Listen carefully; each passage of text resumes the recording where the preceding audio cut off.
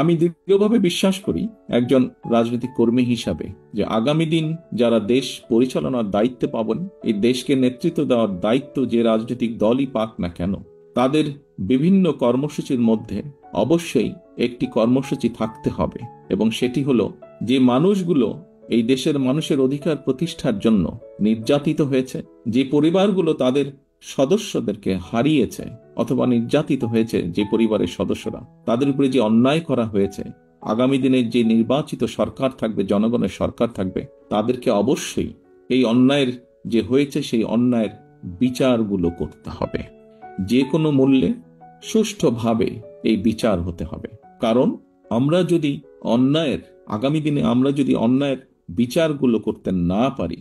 অন্যায়ের সঠিক সুষ্ঠু বিচার যদি না হয়, হয়তোবা দেশে আবারও অন্যায় সংগঠিত হতে পারে। বিচার হওয়ার মাধ্যমে যারা ক্ষতিগ্রস্ত হয়েছেন তাদেরকে ন্যায্য বিচার দেওয়ার মাধ্যমে সমগ্র